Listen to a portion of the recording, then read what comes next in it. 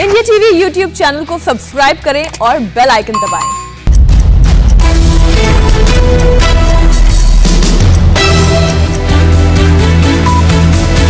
नमस्कार, मैं हूं अमित पाले। सुबह के 9 बजे हैं और वक्त है इस वक्त की 9 बड़ी खबरों का। आज हम आपको बताएंगे G7 की बैठक में क्या मैसेज देने वाले हैं प्रधानमंत्री मोदी। यूपी पर मोदी, अमित शाह और नड्डा की बैठक में क्या फैसला हुआ और जीएसटी पर आज होने वाला है क्या बड़ा फैसला। लेकिन शुरुआत करते हैं मुंबई से आ रही बड़ी खबर के साथ।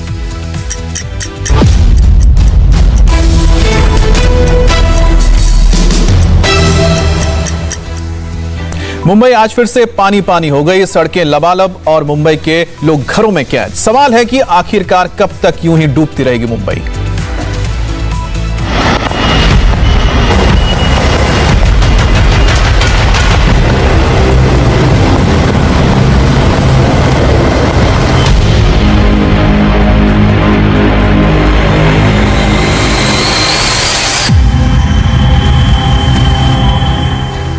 इस वक्त की सबसे बड़ी खबर यही है कि मुंबई में मूसलाधार बारिश हो रही है। सुबह 5 बजे से ही मुंबई के तकरीबन सभी इलाकों में बरसात हो रही है, बिजली कड़क रही है और मुंबई के निचले इलाकों में पानी भर गया है। ज्यादा पानी भरने की वजह से अंधेरी सबवे को पुलिस ने बंद किया है।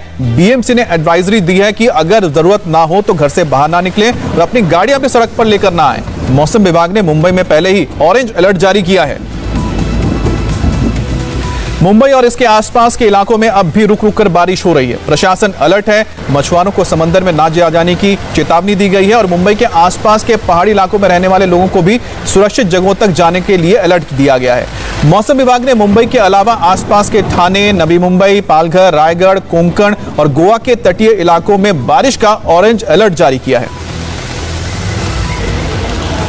मुंबई और उसके आसपास के शहरों में लगातार पिछले 3 दिनों से रुक रुक कर बारिश हो रही है और मौसम विभाग ने ये चेतावनी भी जारी की है कि शनिवार रविवार के दिन भारी बारिश हो सकती है। सिर्फ मुंबई में नहीं बल्कि पालघर, ठाणे, नई मुंबई और रायगढ़ के इलाकों में, रत्नागिरी, सिंधुदुर्ग में भी भारी बारिश हो सकती है। इस वक्त मैं मुंबई के वसई विरार इलाके के नाला सुपारा में मौजूद हूँ और यहाँ पर आपको बीती रात से लगातार हो रही बारिश के चलते किस तरह से वाटर लॉगिंग हुई है उसकी तस्वीर आपको दिखाता हूँ। मेरे ठीक पीछे आप देखिए, यहाँ पर सड़क पर जहाँ तक आपकी नज़र जाएगी वहाँ पर सिर्फ और सिर्फ आपको पानी दिखाई देगा। सड़क के दोनों तरफ बड़े पैमाने पर जल जमाव हुआ है, जिस वजह से यहाँ पर गाड़ियों की आवाजाही बेहद मुश्किल हो गई है और इस वजह से यहाँ लोगों को खासी दिक्कतें हो रही है। हर साल वसई विरार की स्थिति कमोबेश इसी तरह की होती है जब भी बारिश होती है। हालांकि वसई विरार नालासोपारा इलाके में बीती रात से ही लगातार बारिश हो रही, इस वजह से यहाँ पर कई इलाकों में जल भराव की समस्या पैदा हो गई। सामने आप देखिए एक स्कॉर्पियो आ रही है और किस तरह से यहाँ से बड़ी मुश्किल से इन गाड़ियों की आवाजाही हो पा रही है। इस स्थिति को देखकर आप अंदाज़ा लगा सकते हैं कि जो मौसम विभाग ने चेतावनी दी है ठीक उसी तरह से लगातार बारिश हो रही है। कैमरामैन स्वप्निल के साथ Rajeev Singh, India TV, Palghar. South Mumbai, south central Mumbai, north Mumbai, eastern suburb, western line पर हर जगह, हर इलाके में सुबह से तेज बारिश हो रही है। मौसम विभाग ने मुंबई समेत पूरे महाराष्ट्र में 13 और 14 तारीख को भारी बारिश का अलर्ट जारी किया है, लेकिन तेज बारिश एक दिन पहले ही शुरू हो गई और मुंबई में पिछले 4 दिनों से बारिश हो रही है। रात भर रुक रुक कर बारिश होते रहना, इसका मतलब साफ है कि मुंबई में पानी जमा हो रहा है। फिलहाल लोकल ट्रेन और हाईवे और साथ ही साथ हवाई उड़ानों पर भी असर पड़ा है, लेकिन विजिबिलिटी कम हो गई है। बात करेंगे संवाददाता राजीव सिंह से। राजीव, अलर्ट तो जारी कर दिया गया है, लेकिन तैयारी किस तरह की गई है निपटने के लिए?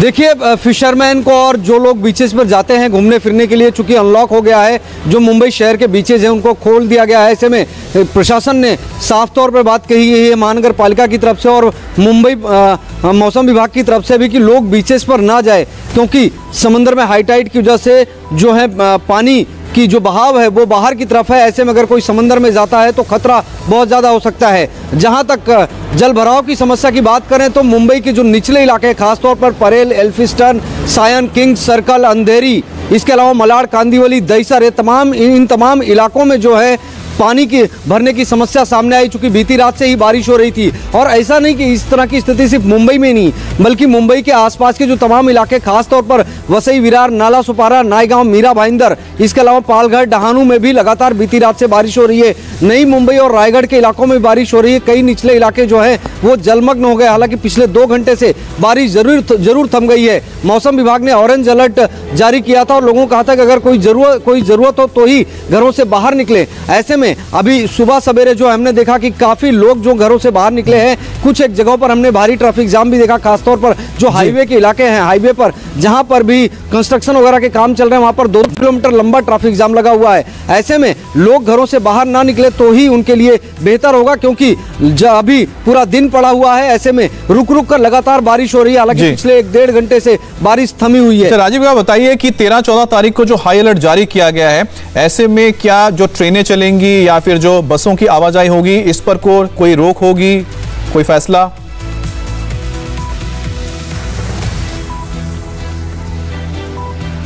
देखिए, आपको ये बता दें कि जो वेस्टर्न लाइन है और सेंट्रल लाइन है, दोनों ही लाइन पर शनिवार को मेगा ब्लॉक रखा गया है। ऐसे में ट्रेनों की फ्रीक्वेंसी पहले से ही कम है। आम लोगों के लिए भी ट्रेनें अभी चल नहीं रही है। जो एसेंशियल सर्विसेज से जुड़े लोग हैं उन्हीं के लिए चलाई जा रही है ट्रेनें तीनों ही लाइन पर, और इस वजह से भी फ्रीक्वेंसी कम है। तो आज अभी तक की बारिश में ट्रेनों की आवाजाही पर तो कोई खास असर नहीं पड़ा है। सेंट्रल रेलवे और वेस्टर्न रेलवे के पीआरओ की तरफ से भी इस बात की पुष्टि की गई है। लेकिन अगर लगातार बारिश होगी तो निश्चित तौर पर जो मरीन ड्राइव का इलाका है, जो इसके अलावा निचले इलाके, खासतौर पर खार, सांता क्रूज, यहाँ पर रेलवे ट्रैक पर पानी भर जाता है। ग्रैंड रोड में रेलवे ट्रैक पर पानी भर जाता है। अगर सेंट्रल लाइन की बात करें तो कुर्ला में और सायन में, मुलुंड में, इन तमाम ट्रैक पर पानी भर जाता है। अगर इसी तरह से बारिश होती रही पूरे दिन तो निश्चित तौर पर ट्रेनों की जो फ्रीक्वेंसी है पहले से ही कम है, वो पूरी तरह से ठप हो सकती है। जी, बहुत बहुत शुक्रिया आपका ये जानकारी देने के लिए राजीव।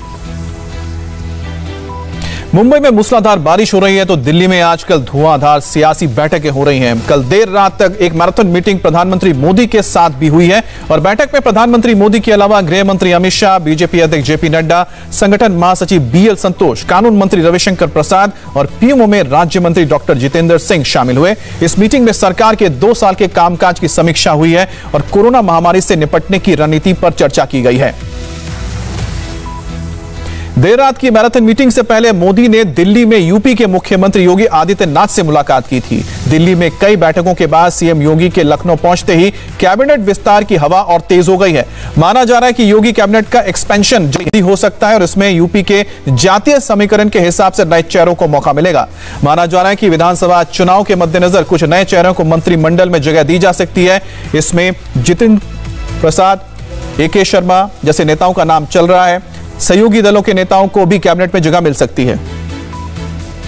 कांग्रेस छोड़कर बीजेपी में शामिल हुए जितेंद्र प्रसाद को यूपी चुनाव में ब्राह्मण चेहरे के तौर पर पेश करने की रणनीति है। उत्तर प्रदेश में 10 से 12% ब्राह्मण है और माना जा रहा है कि जितेंद्र प्रसाद को विधान परिषद में जगह दी जा सकती है, क्योंकि इस वक्त जितेंद्र प्रसाद विधायक नहीं है और सूत्रों के मुताबिक ब्राह्मण वोट साधने के लिए महेंद्र नाथ पांडे को भी मंत्रालय सौंपा जा सकता है। AK शर्मा को बीजेपी के केंद्रीय नेतृत्व की तरफ से यूपी भेजा गया। वो विधान परिषद के बीजेपी के टिकट पर निर्वाचित हुए हैं और AK शर्मा पूर्वांचल, खास तौर पर प्रधानमंत्री मोदी के संसदीय क्षेत्र वाराणसी में अपनी जिम्मेदारियां निभा रहे हैं। कैबिनेट विस्तार में AK शर्मा के अलावा अपना दल के अनुप्रिया पटेल के पति आशीष पटेल और निषाद पार्टी के मुखिया संजय निषाद को भी जगह देने पर चर्चा है। बात करेंगे संवाददाता विशाल प्रताप सिंह से। विशाल, जो सारे नाम सामने आए हैं इनमें से वो कौन से चेहरे हैं जिस पर मुहर लग सकती है या फिर क्या एक्सपेंशन हो रहा है, इस पर भी कोई सवाल या निशान है? देखिए अमित, लगातार बैठकों का दौर जारी रहा। मुख्यमंत्री योगी आदित्यनाथ 2 दिन के दिल्ली के दौरे के बाद कल रात लगभग 8:15 बजे लखनऊ वापस लौट चुके हैं।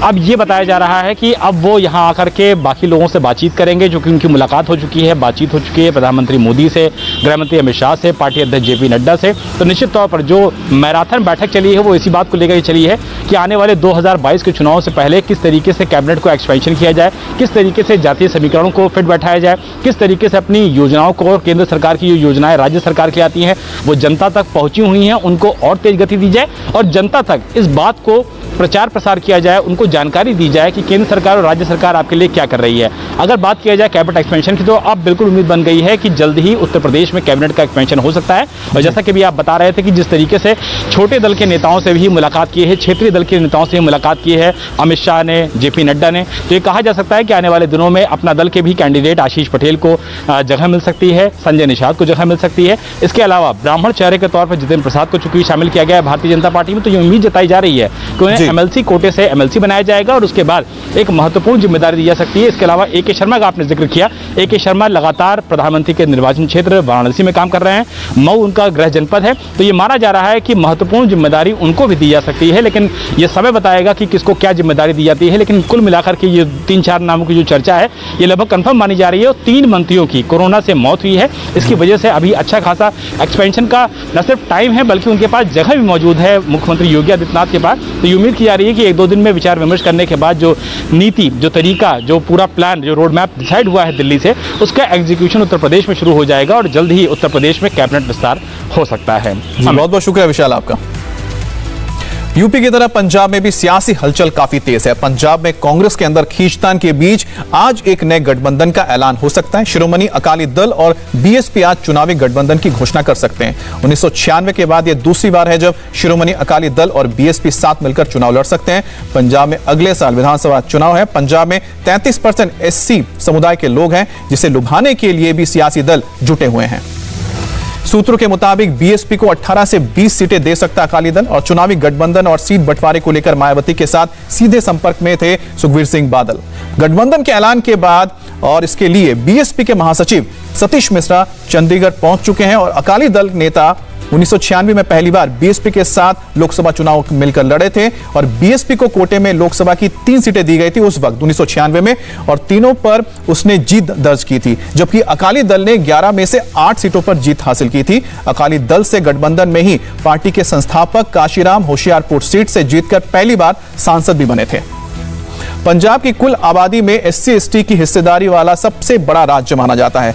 पंजाब में 33% वोटर्स SC/ST समुदाय से आते हैं और अकाली दल ने कहा है कि चुनाव जीतने के लिए डिप्टी सीएम SC/ST उम्मीदवार को बनाया जाएगा और 2017 के चुनाव में आम आदमी पार्टी ने जीत के बाद SC/ST से सीएम बनाने की बात कही थी। मौजूदा कैप्टन अमरिंदर सिंह की सरकार में 3 मंत्री SC/ST समुदाय से आते हैं। आज की एक और बड़ी खबर, अंतर्राष्ट्रीय मंच पर आज भारत के लिए बड़ा दिन है। ब्रिटेन में चल रहे G7 शिखर सम्मेलन में प्रधानमंत्री नरेंद्र मोदी हिस्सा लेंगे। कोरोना के चलते मोदी इस सम्मेलन में वर्चुअली जुड़ेंगे और कोरोना से निपटने को लेकर चल रहे भारत के अभियान को दुनिया के सामने रखेंगे। G7 की इस मीटिंग में भारत को सदस्य न होने के बावजूद खास तौर पर आमंत्रित किया गया है। बैठक में शामिल ये वो देश हैं जो शुरुआत से ही कोरोना को लेकर चीन को साजिशकर्ता मानते रहे हैं और इसके चलते चीन से इन देशों के संबंध भी काफी बिगड़े हुए हैं। G7 की मीटिंग में कोरोना वायरस की उत्पत्ति को लेकर WHO की अगुवाई में एक नई निष्पक्ष जांच की मांग की जाएगी। कोरोना संकट के बीच हो रहा है इस बार का G7 सम्मेलन बेहद अहम माना जा रहा है। G7 की मीटिंग में ज्यादा फोकस इसी बात पर रहेगा कि कैसे दुनिया को कोरोना महामारी से मुक्त किया जाए और विकास की गति को बढ़ाया जाए। एक बड़ी खबर यह भी है कि फ्रांस के राष्ट्रपति इमैनुअल मैक्रोन ने शुक्रवार को G7 देशों से अपील की है कि वो भारत में कोरोना वैक्सीन के प्रोडक्शन के लिए जरूरी कच्चे माल की निर्यात पर लगे रोक को हटाए। उन्होंने सुझाव दिया है कि इससे गरीब देशों में वैक्सीन के उत्पादन में मदद मिलेगी, क्योंकि भारत को वैक्सीन उत्पादन का सबसे बड़ा केंद्र माना जाता है। इस सम्मेलन के 3 मुद्दे अहम हैं। कोरोना में कैसे मजबूती से वापसी की जाए, पर्यावरण में बढ़ते प्रदूषण और ग्लोबल वार्मिंग के खतरे को कैसे कम किया जाए और फ्री ट्रेड जैसे मुद्दों पर बात होगी। G7 दुनिया के बड़े और विकसित देशों का एक सबसे बड़ा अहम संगठन है, जिसमें Canada, France, Germany, Italy, Japan, Britain और अमेरिका जैसे शामिल हैं देश। दुनिया की ये 7 प्रमुख आर्थिक शक्तियां चीन की वायरस वाली साजिश के खिलाफ एकजुट हैं।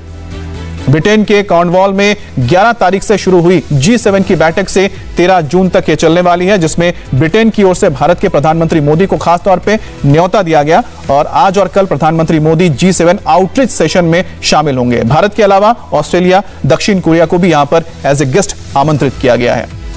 बात करेंगे संवाददाता देवेंद्र प्रेशर से। देवेंद्र, प्रधानमंत्री भले ही वहां पर मौजूद ना हो, लेकिन वो वर्चुअली जुड़ेंगे और भारत का फोकस किन मुद्दों पर रहने वाला है? देखिए, निश्चित तौर पे हाइब्रिड मोड पे, क्योंकि ये वर्चुअल मीटिंग हो रही है तो सारे नेता उस तरह से शिरकत कर रहे हैं, लेकिन प्रधानमंत्री नरेंद्र मोदी और या इंडिया को इसमें इनवाइट करना निश्चित तौर पे ये एक दिलचस्प है। और ये दूसरी बार हुआ है। 2019 में भी फ्रांस ने इन्विटेशन इंडिया को दिया था, तब पीएम ने जब बोला था तो उसमें क्लाइमेट चेंज और डिजिटल ट्रांसफॉर्मेशन, इन 2 विषयों पे बोला था। इस बार जैसा कि आपने बताया कि 4 विषय हैं, उसमें 4 विषय में क्लाइमेट की बात कर लें या फिर ओपन सोसाइटी की बात कर लें, पैंडेमिक, पोस्ट पैंडेमिक और इकोनॉमिक प्रॉस्पेरिटी, ये सारे विषय हैं। अब देखना होगा कि प्रधानमंत्री नरेंद्र मोदी इन विषयों पे बोलते हैं, लेकिन निश्चित तौर पे अंतर्राष्ट्रीय मंच पर G7 की बैठक में इंडिया को आमंत्रित करना एक बार फिर से ये दिखाता है कि मौजूदा परिप्रेक्ष्य में भारत की भूमिका और भारत के रोल को कितना अहम मानते हैं दुनिया के सारे विकसित देश। उसमें बस नजर इस बात पर टिकी है कि पीएम जो संदेश देते हैं वो किस प्रकार का देते हैं। जी अमित, बहुत बहुत शुक्रिया आपका। और G7 की मीटिंग पर दुनिया की नजर है, तो आज जीएसटी काउंसिल की मीटिंग पर पूरे देश की निगाहें होंगी। वित्त मंत्री निर्मला सीतारमण की अध्यक्षता में होने वाले इस बैठक में कोरोना से जुड़ी चीजों पर टैक्स कम किया जा सकता है, इस पर चर्चा है। जीएसटी काउंसिल की 44वीं बैठक में वित्त राज्य मंत्री अनुराग ठाकुर, राज्य और केंद्र शासित प्रदेशों के वित्त मंत्री, केंद्र और राज्य सरकारों के सीनियर ऑफिसर शामिल होंगे। बैठक में कोरोना राहत सामग्री पर टैक्स छूट के लिए बनाए गए मंत्री समूह की रिपोर्ट पर भी विचार किया जाएगा। मीटिंग में फैसला होना है कि medical oxygen, oxygen concentrator, oxygen cylinder, mask और ब्लैक फंगस की दवा पर किस दर से जीएसटी वसूल किया जाए। मई में हुई जीएसटी काउंसिल की बैठक में एक मंत्री समूह का गठन किया गया था और इस समूह को कोरोना से जुड़ी राहत सामग्री पर किस दर से जीएसटी वसूला जाए, इसके लिए सिफारिशें देने को कहा गया था। मेघालय के उप मुख्यमंत्री कोनार्ड सांगमा की अध्यक्षता में बने इस मंत्री समूह ने अपनी सिफारिशें 8 जून को सरकार को सौंप दी है और आज ग्रुप ऑफ मिनिस्टर्स की इसी रिपोर्ट पर मीटिंग पर निर्णय होगा। माना जा रहा है कि कुछ राज्यों के वित्त मंत्रियों ने कोरोना संबंधी आवश्यक वस्तुओं पर टैक्स में कटौती की वकालत की है। अब देखना यह है कि आज जीएसटी काउंसिल की बैठक में क्या फैसला होता है। फिलहाल अभी देश में घरेलू कोरोना वैक्सीन पर 5% जीएसटी है, जबकि कोरोना से जुड़ी दवाओं पर, ऑक्सीजन कॉन्सेंट्रेटर पर 12% जीएसटी लगता है। जीएसटी काउंसिल ने 28 मई की बैठक में ब्लैक फंगस के इलाज में काम आने वाली एम्फोवी की आयात पर टैक्स छूट की बात कही थी। इस वक्त की बड़ी खबर, देश की सेना को आज 341 युवा ऑफिसर्स मिलेंगे और देहरादून स्थित आईएमए में पासिंग आउट परेड चल रही है। इस परेड में 341 भारतीय और 84 विदेशी कैडेट्स शामिल हैं। परेड के बाद शपथ ग्रहण होता है और फिर ये जवान भारतीय सेना का अंग बन जाएंगे।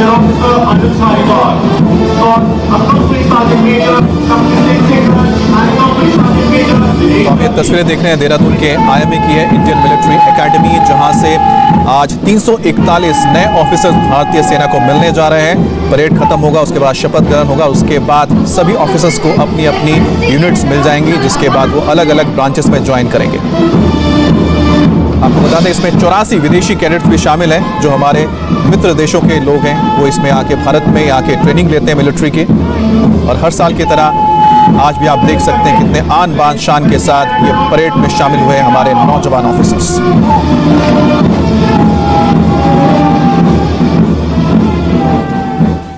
कदम कदम पर गड्ढे, मुंबई जरा संभल के। ब्रेक के बाद